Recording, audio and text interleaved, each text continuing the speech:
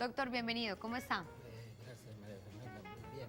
Aquí a la orden para aclarar cualquier duda sobre salud mental. Claro que sí. Bueno, comiencen ustedes a marcar al 648-4820 a nuestra línea celular. Nos pueden también pasar sus preguntas por Twitter o por fanpage. En este momento vamos a tratar los mitos de la psiquiatría. Por lo general son bastantes, doctor. Uno muy sonado que yo creo que el que no le haya dicho no ha pasado por la psiquiatría. Cuando uno dice, voy a ir de pronto a una consulta, me voy a acercar porque tengo alguna pregunta, quiero ir donde un psiquiatra, todo el mundo le dice, ¿usted está loco? Sí. ¿Se volvió loco? Sí, realmente ese es un mito que ha existido siempre desde hace muchos años y aún existe y se relaciona pues con la antigüedad de lo que era la psiquiatría, que en realidad hace 100 años realmente quien iba al psiquiatra era la persona que tenía algún problema mental, como dice la gente, de locura. Eso normalmente se refería a que la mayoría de pacientes eran esquizofrénicos y existían solamente los hospitales mentales que los llamaban manicomios, pero de unos años para acá la psiquiatría y la salud mental ha venido evolucionando y realmente quien va al psiquiatra no necesariamente tiene un trastorno mental que puede llamarse, entre comillas, locura. El psiquiatra atiende muchas personas con distintos problemas y yo diría que casi que el 80% de las personas que se atienden no tienen ningún problema de psicosis, que es lo que se llama la locura. Hay problemas de distinta índole, el psiquiatra hace asesoría de pareja, asesoría de familia, interviene en los problemas relacionados con el desempeño escolar, con el desempeño social, con otras patologías que no necesariamente son tipo psicosis, como trastornos de ansiedad, trastornos alimentarios, diferentes estados que en ningún momento se pueden considerar locura. Sin embargo, la persona o la gente usualmente asocia consulta psiquiátrica con locura y realmente no tiene nada que ver eso. La mayoría de las personas que acuden al psiquiatra hoy día no tienen ningún trastorno o es muy pequeño el porcentaje que tiene un trastorno realmente que podría generar o estar dentro de los límites de la psicosis, que era lo que llamaban la locura. Muy bien, doctor. Se habla también de patologías, una de las cuales ha sido pues ícono de este siglo XXI ha sido la depresión. Porque cualquier cambio emocional, cualquier tristeza, alegría, no sé, de pronto que uno cae en una profundo que terminó con el novio, le da una tristeza, llora, todo el mundo dice, usted lo que tiene es depresión. Porque todo se asocia en este momento con la depresión.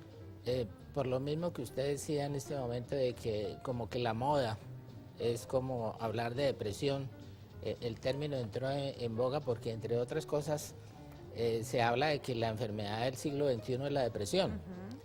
Sin embargo, para diagnosticar una depresión hay criterios muy especiales, bien establecidos, que son muy diferentes a lo que implica una tristeza, un cambio de estado de ánimo que puede considerarse normal.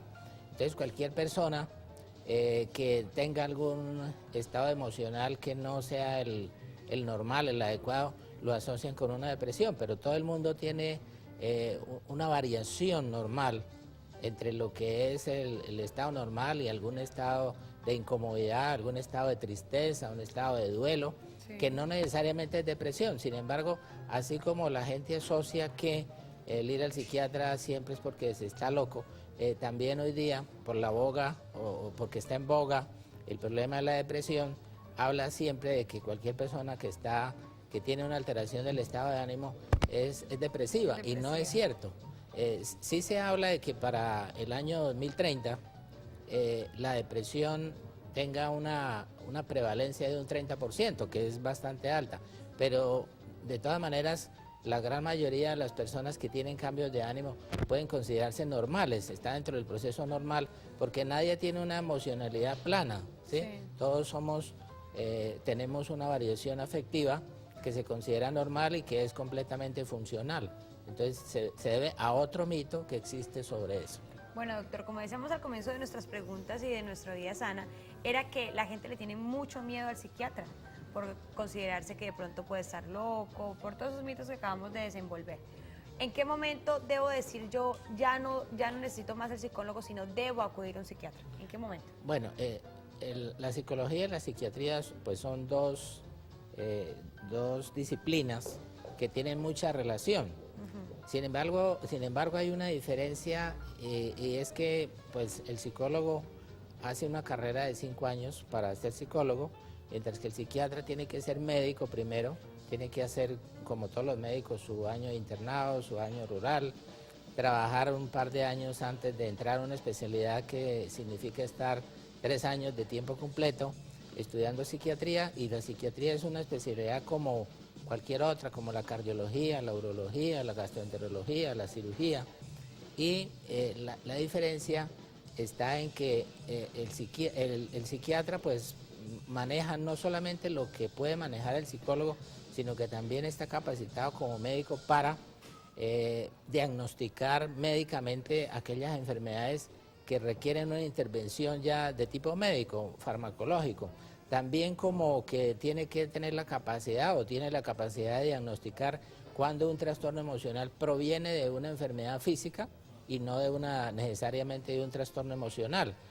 Podemos hablar de que hay enfermedades físicas que generan trastornos emocionales, por ejemplo, como decir el hipotiroidismo, el hipertiroidismo y otros trastornos que pueden generar síntomas emocionales, pero que la base está en una alteración biológica o física, una enfermedad mental. Es como también las enfermedades físicas, por diferentes razones, pueden generar problemas emocionales. Por ejemplo, una persona que sufra dolor crónico durante mucho tiempo puede terminar en una depresión. Una persona que es intervenida quirúrgicamente puede generarse una depresión. Una persona que tiene cirugía de corazón abierto, lo normal es que pasa a unidad de cuidados intensivos, lo normal es que presente algunos trastornos emocionales. Eso es competencia del psiquiatra, y el psiquiatra siempre está en relación con las demás especialidades para poder asesorar a los otros especialistas en cómo se maneja un trastorno emocional. El psicólogo pues también tiene su capacitación para diagnosticar, puede hacer intervenciones psicoterapéuticas, pero tiene una limitación, que es que como no es médico, pues llega a un punto donde él tiene que remitir el paciente a psiquiatría para que lo aborde médicamente. Esa es la diferencia. Entonces, incluso las dos especialidades o las dos disciplinas pueden trabajar simultáneamente. La persona puede ir a su psiquiatra y puede tener también su psicólogo para una ayuda adicional. Lo único es que cada uno respeta pues el campo del otro. Sí, claro, obviamente, doctor. Bueno, otro mito que es bien sonado y que por lo general la gente siempre lo piensa es que los tratamientos psiquiátricos van de por vida. Exacto. ¿Es verdad? ¿Es mentira?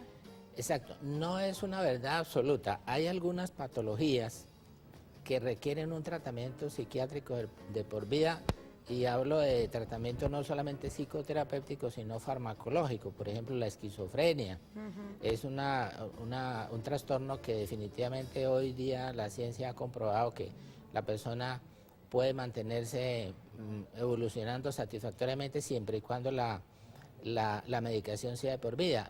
Algunos trastornos afectivos bipolares. Sin embargo, hay muchas otras patologías que no necesariamente el tratamiento debe ser de por vida, que se tratan los episodios que se presentan, ya sean depresivos, ya sean de ansiedad, ya sean de trastorno obsesivo compulsivo, sea de anorexia, de bulimia, pero que tienen una duración determinada y que se les puede suspender el tratamiento para continuar sin medicamento, sino más bien con una ayuda psicoterapéutica, de manera que eso es otro mito que existe, de que los tratamientos psiquiátricos deben ser de por vida. Bueno, tocó un tema muy, muy interesante y muy importante en ese momento, que son los medicamentos. ¿Los medicamentos podemos llamarlos o podemos tener en cuenta de que son dependientes o no? Bueno, ese es otro mito, que la gente cree que siempre que va al psiquiatra se le va a formular un medicamento que le va a producir dependencia de por vida. Eso no es cierto. Sí es una realidad que hay algunos medicamentos que son la menor cantidad, que están dentro de la categoría de lo que llamamos las benzodiazepinas, que son medicamentos ansiolíticos o que la gente llama comúnmente tranquilizantes, que se pueden usar y se usan, pero se usan en muy pocos casos y se usan adecuadamente, y potencialmente la molécula farmacológica puede producir adicción, pero igualmente hay que saberlo usar para que no produzca adicción. O sea, no necesariamente debe producir adicción, pero ese capítulo de las benzodiazepinas es un capítulo que encierra, por decir algo, el 5% de los medicamentos psiquiátricos que se usan. La mayoría de los medicamentos psiquiátricos jamás producen dependencia, no tienen la capacidad de producir dependencia, porque la dependencia depende también de que la molécula que se utilice, el medicamento que se utilice, tenga esa posibilidad de crear esa dependencia. El 90 o 95% de los medicamentos psiquiátricos no tienen esa capacidad. Igualmente hay otros medicamentos que no necesariamente son psiquiátricos que pueden producir dependencia fácilmente. Por ejemplo, los analgésicos opiáceos u opioides, que generalmente se utilizan en problemas de dolor fuerte, en oncología, esos también pueden producir adicción muy fácil si se usan por largo tiempo, pero todo depende del uso que se le dé a ese medicamento, de manera que las cosas son buenas o malas, depende del uso que se le dé. Depende del tratamiento, obviamente. Tenemos a Camila en línea. Buenos días, Camila, ¿cómo estás? Bienvenida al café. Hola, buenos días, Mafe. Cuéntanos, ¿cuál es tu pregunta? Mi pregunta, ¿en qué casos específicos genera como más dependencia del medicamento? Doctor, ¿en qué casos específicos, dice Camila, en qué casos específicos genera dependencia o no los medicamentos? Casos específicos, por ejemplo, lo que les comentaba con las benzodiazepinas. Las benzodiazepinas, que son los tranquilizantes, llamados comúnmente tranquilizantes, que podemos hablar del diazepam, del Ativan, de otros productos que se usan para controlar la ansiedad. Ellos pueden producir adicción si no se usan adecuadamente, si no se usan por un tiempo adecuado. Por eso hoy día están controlados y los debe manejar solamente el médico, el psiquiatra, que sabe exactamente qué tiempo los puede usar. A veces la persona que se formula con una benzodiazepina, el médico se la suspende porque, bueno, ya no son necesarias, pero a veces la persona empieza a usarlos mal, a lo que llamamos el mal uso o el abuso, empiezan a tomarlos automedicados por su cuenta y desafortunadamente ese tipo de medicamentos, aunque están controlados por el Ministerio de Salud y las Secretarías de Salud, es muy fácil que los consigan por fuera, los consigan, digamos, en una forma ilegal, y entonces la gente empieza a abusar de esos medicamentos y claro, no tienen un control médico, entonces pueden terminar haciendo una adicción. El otro caso era los que le comentaba, de los opiáceos y opioides, que también son formulados para dolores en cáncer, en dolores fuertes, y si la persona no cumple con los requisitos que el médico le plantea del tiempo de duración y también le da un mal uso o abusa de ellos porque los consigue por fuera, puede terminar haciendo adicción. De lo contrario, como le decía, es un porcentaje muy pequeño y dado un buen uso no tiene ningún problema. Muy bien, doctor. Bueno, tenemos a Nora también en línea. Nora, bienvenida a Vida Sana. ¿Cómo estás? ¿Cómo estás? Muy buenos días. Buenos días. Cuéntanos, ¿cuál es tu pregunta? La pregunta es que, por ejemplo, yo estuve tomando sertralina de 50 miligramos y me produjo demasiado, digamos, la pena varices, me empezaron a salir un poco de manchas en ella y pues la sudoración fue excesiva de día y de noche y más ansiedad todavía. Entonces, ¿por qué si supuestamente son medicamentos para estar uno mejor, entonces tiene tantas cosas que no, Tanta repercusión. enfermedades como si, no sé, ¿por qué uno se agrava mejor? Ok, muchas gracias, Nora. Doctor. Sí, eso es lo que se llama efectos secundarios que lo tienen todos los medicamentos, sean psiquiátricos o no psiquiátricos. Los efectos secundarios los puede presentar la persona en diferentes proporciones y cada organismo es un mundo diferente, de manera que una persona que un medicamento le produce un efecto secundario puede que a otra no se lo produzca. En el caso específico de la sertralina es un antidepresivo, valga la pena, no produce adicción, tiene algunos efectos secundarios que depende de la sensibilidad de la persona. Hay personas que son tan sensibles a los medicamentos que es algo biológico de cada quien y que pueden no tolerarlos, pueden presentar alergias Y eso no quiere decir que el medicamento sea malo, quiere decir que la persona es muy susceptible. Ahora, con la sertralina sí hay unos efectos secundarios que son, por ejemplo, a veces las náuseas, los trastornos digestivos. De pronto en algunas personas inicialmente incrementan un poquito la ansiedad, pero después se controlan. Lo que sí no está descrito con la sertralina es que produzca problemas venosos o de varices. Los otros efectos probablemente sí son efectos secundarios normales. Ahora, ¿qué pasa? Ningún médico puede adivinar, conoce los efectos secundarios y depende también de las dosis con que se inicien, pero no puede adivinar qué biología tiene esa persona para que lo tolere o no. Entonces simplemente, ¿qué es lo que se hace? Si la persona relata que tiene efectos secundarios que no tolera, pues es necesario cambiarlos. Pero siempre, y hay algunos otros que son un poco más suaves, que presentan menos efectos secundarios, obviamente eso está relacionado también con el costo del medicamento, pero realmente hay muchas diferencias entre una molécula que recibe una persona y la que recibe una persona y esa misma molécula recibiendo la otra persona. Entonces hay unos que los toleran bien, hay otros que no los toleran bien.